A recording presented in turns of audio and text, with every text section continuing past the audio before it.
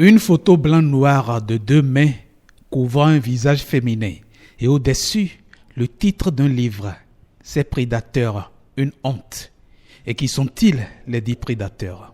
Ce sont des pères, ce sont des grands-pères, des frères, tuteurs, cousins, voisins, enseignants, camarades de classe, et j'en oublie, auxquels s'ajoute le paquet des pédophiles, violeurs inconnus, dissimulés dans la masse des gens normaux.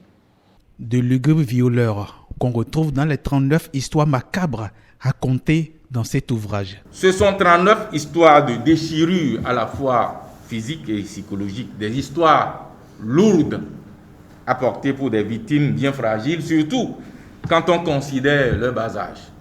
Outre les fillettes qui n'ont pas encore changé les dents de lait, des garçonnets aussi se font agresser de la même manière.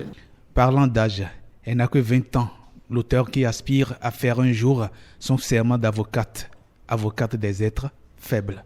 Les lois, les conventions, les médias, à l'école, on nous ravage sans cesse les oreilles. Que le bien-être de la femme et de l'enfant est important. Mais de quel bien-être parle-t-on quand j'ai tout le temps peur d'être la prochaine victime? De quel bien-être me parle-t-on quand je deviens totalement paranoïaque à la vue d'un groupe de garçons? De quel bien-être me parle-t-on quand le matin avant de m'habiller, je me demande si ma robe elle est trop courte ou si ce jean n'est pas trop près du corps? Plaidoirie pour les proies violées, réquisitoire contre les prédateurs violeurs. Qu'est-ce qu'un homme de 50 ans peut trouver sur une fillette de 5 ans, de 2 ans, de 8 ans ou de 12 ans? Que faut-il faire? Les mains croisées sur cette question de la marraine avocate. La tante avocate que Sarah Folashade Saizonou veut imiter ne veut pas limiter sa fierté. Je suis très fière que Tchadé ait accepté de suivre. En tout cas, elle se destine au barreau et pour moi, c'est une grande joie et c'est également un soulagement.